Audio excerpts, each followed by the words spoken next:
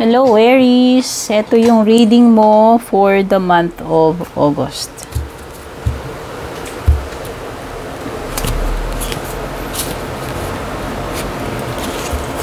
Ano ba yung mga dapat mong malaman itong buwan ng Agosto, Aries? Maraming salamat Aries sa iyong support. Kung ikaw ay taga-subaybay ko, shoutout sa ating YouTube channel members, pati na rin sa ating Facebook page subscribers. At kung bago po kayo dito, don't forget to subscribe, like, follow, pahit na rin yung bell icon. Regarding mga personal reading naman, basahin nyo na lang yung mga nakasulat sa description nitong video.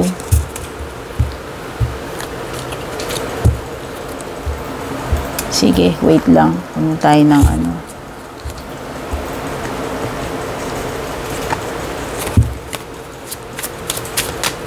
Tignan natin pagdating sa aspetong ano, kabuhayan, financial, or career.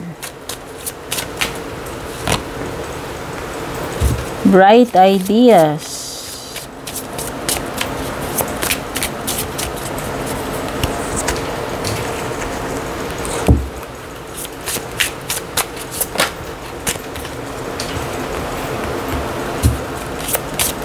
Ay, kapag dating sa pag-ibig, naku, mukhang may mga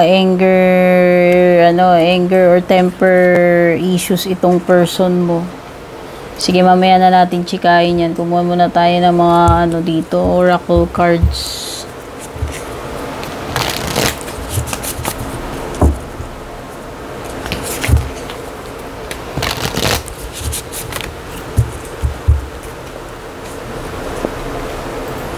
Ano ba ang overall energy ng August mo? Shed old skin. Energy ng ano yung mga dapat baguhin. Energy ng transformation. So, expect mo na Aries na itong August may malalaking changes, no, napaparating sa iyo.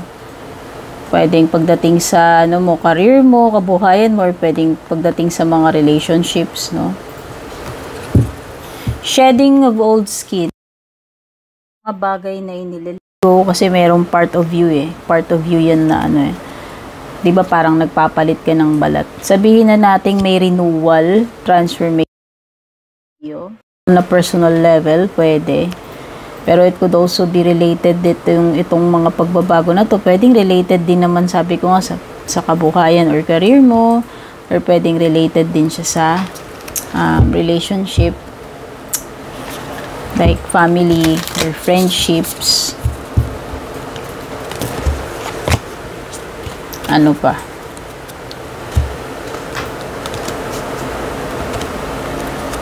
Kuha pa tayo ibang card.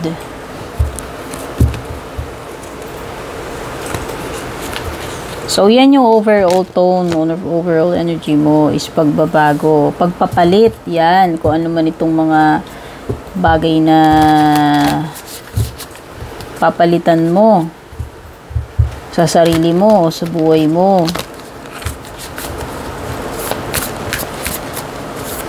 Kumbaga na ano ka, kumbaga 'di ba pagka old skin, dull yung skin na yun, and then after nung pag-shed mo magiging ano na uli, glow up, 'di ba?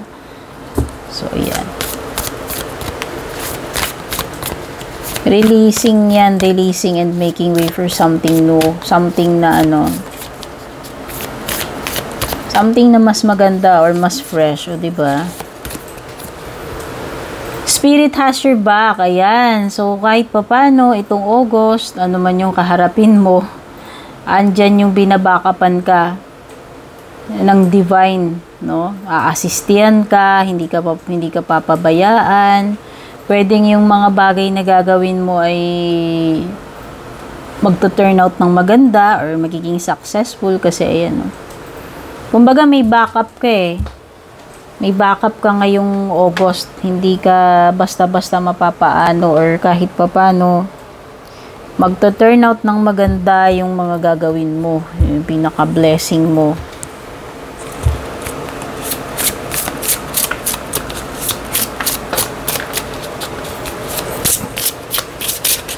Tignan pa natin yung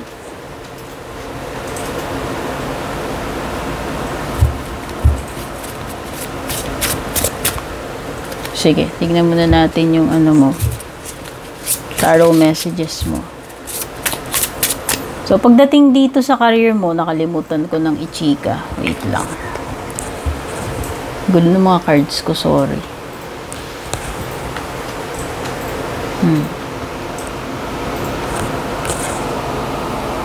May mga bright ideas. Wow! Ibig sabihin, may mga ano ka, yung breakthrough. So, kung may mga problema ka, nakikita ko masasolve mo yung mga problema mo, makakaisip ka ng new ways or solutions pagdating sa problem mo, pagdating sa pera, sa career, or sa ano, sa kabuhayan mo. Sa ano, sa negosyo pala, ayan. Whether pinag-uusapan dito career man yan, business, o yung overall na kabuhayan mo. Yun o, may bagong inspiration may bagong spark para sa iyo. So, nakikita ko dito parang may mga bago kang ma-experience, susubukan.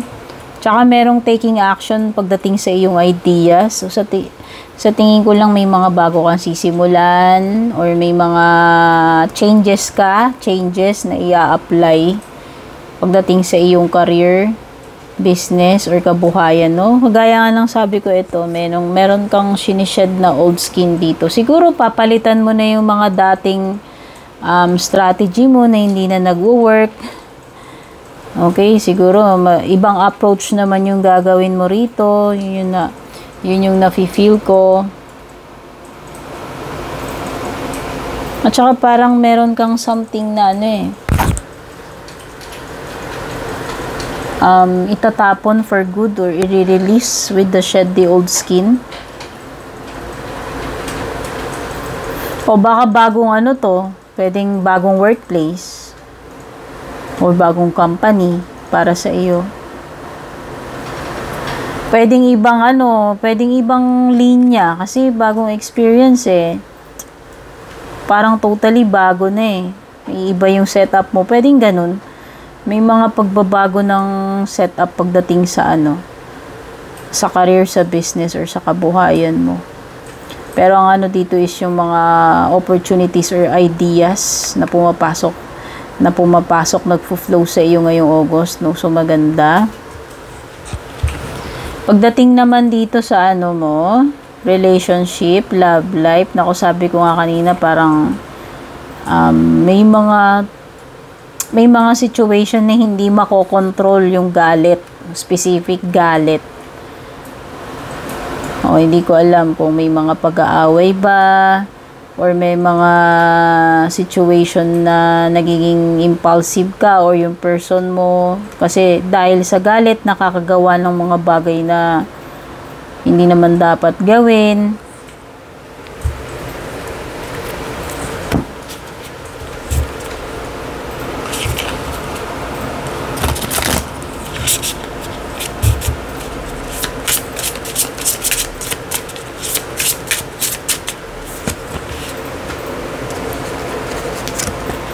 O, diba? Magiging successful ka talaga Ayan, dahil dito sa Spirit has your back. So, nakikita ko talaga dito kung ano man yung magiging outcome ng mga gagawin mo, majority this August, Aries, is magiging successful ka dyan, no? O, may Leo energy dito, by the way.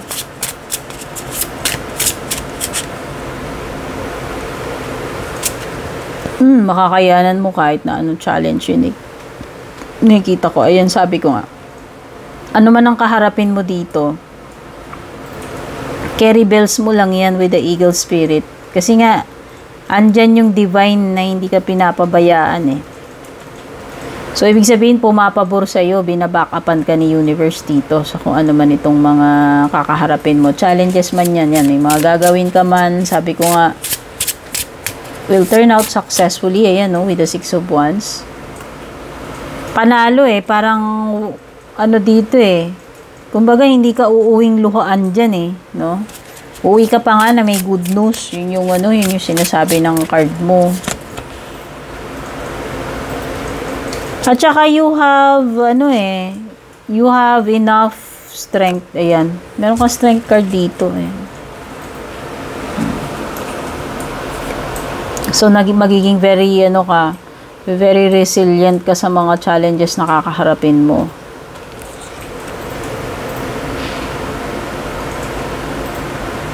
So, possible na may mga ka dito may movement. May mga, sabi ko nga parang may bagong dito yung bagong setup pagdating dito sa shed ng old skin. So, sabihin na natin pwedeng iba sa inyo. Pwedeng bagong job. O baka lumipat kayo, ganyan. Nakikita ko dito is may paglilipat, may travel. At saka something coming into fruition with the 8 of Wands. Meron na something na malapit ng ma-reach yung completion or yung pinaka-goal mo. Yun yung nafe-feel ko dito sa 8 of Wands. So possible na magiging very, very busy ka rin. A lot of movement, no? Maraming activities, yan, maraming events, maraming ganap. Bagong partnership, so yan, ito pwedeng sa romantic, pwedeng hindi ibig lang sabihin ito, pwedeng bagong kontrata, kasi bagong partnership, or pwedeng sa negosyo mo. Panibagong makaka-partner, panibagong pakikisama, panibagong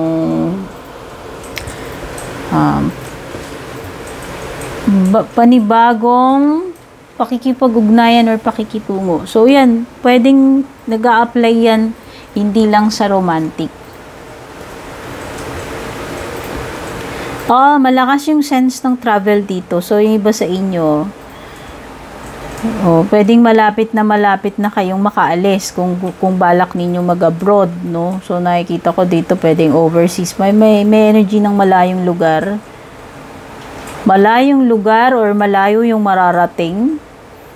Pagdating sa progress, sabihin na natin na malayo yung mararating and near completion na nga yan with the 8 of Wands.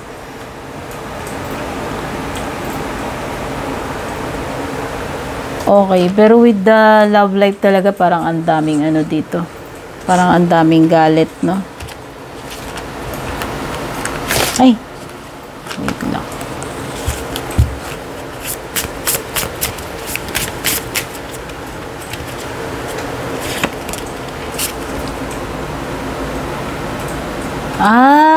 Okay. Kaya naman pala may galit na galit dito. So, parang may magkakabukuhan. May mahuhuli Oo, away to for sure, Aries. Kasi parang mahuhuli mo na nag-cheat.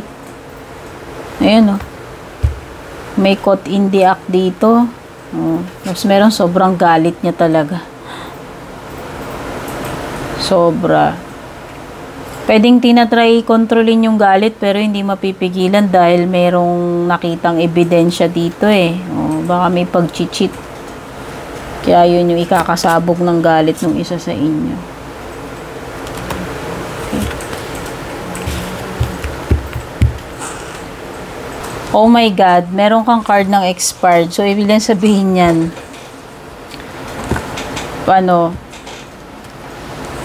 Pwedeng meron ka nang i-dispatch siya dito. Siguro nga dahil pag nahuli mong nag-cheat yung person baka yan na yun. Kaya pala may shed old skin dito.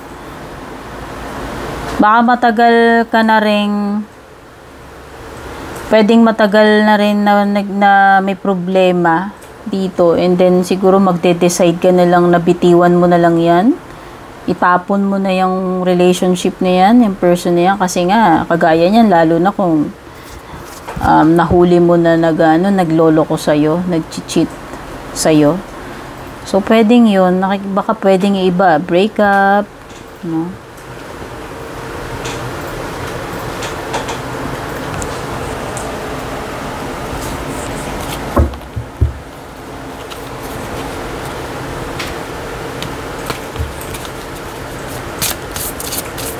Tignan na natin yung iba pang messages for you.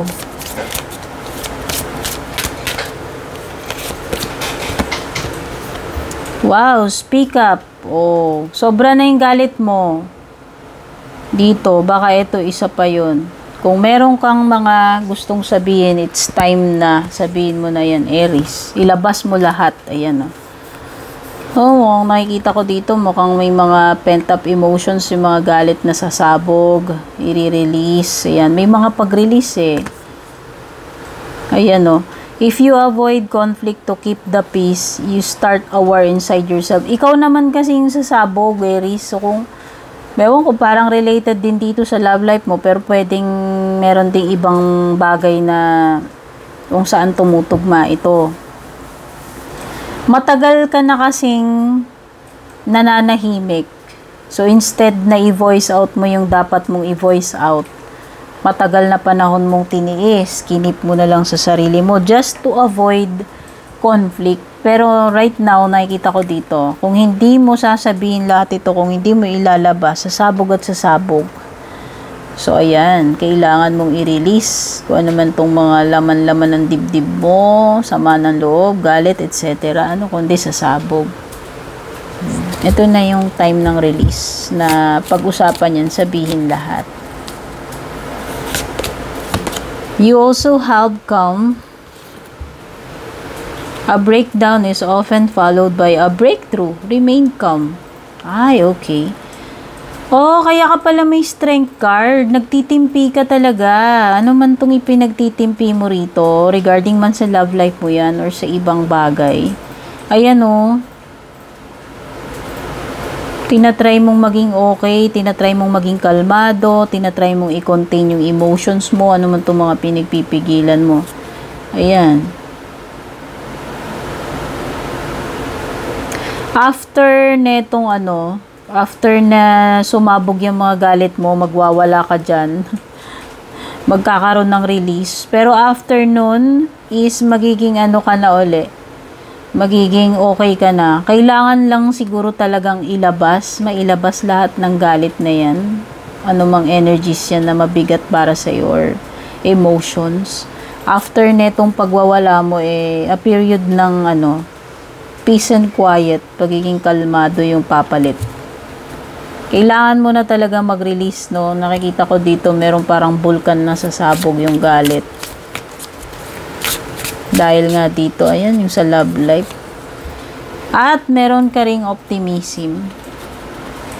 If you're going to make up stories in your head about people and circumstances, please make them love stories with happy endings. Okay, try to be optimistic despite dito sa mga negatives na nararanasan mo ngayong August. No, so kung papipiliin kang araw, sabi dito, kung gagawa ka na lang din daw ng stories sa isip mo, why not yung mga happy stories na lang yung gawin mo with with happy endings na lang kaysa yung mga nega. So avoid yung mga nega-nega. No, gaano man ka negative yung situation, alam ko madaling sabihin, pero mahirap gawin. Pero yun yung sinasuggest ng card mo na stay positive and optimistic despite sa mga negatives na nararanasan. And you have surprise. Wow, ito na. Mukhang may mga surpresang bonggang paparating sa'yo. Hindi ko masabi kung ito ay positive, negative. Pero ang sinasabi dito sa likod ng card mo, i-release mo yung mga expectations mo. Ang ibig sabihin lang, mag-prepare ka, Aries, sa mga unexpected. Oo, for sure. Kagaya nito, mayroon kang mabubuko, may matutuklasan ka dyan about sa love life mo na ikakagalit. Basta, merong mga surprises ngayong August. And, maging ready ka. Maging ready ka sa mga surprises, sa mga unexpected. Okay, ito yung reading mo for the month of August, no? Ano yung mga dapat mong malaman ngayong month ng August? Aries, sana makatulong sa itong reading. Take care. God bless. Shout out sa ating mga members and subscribers.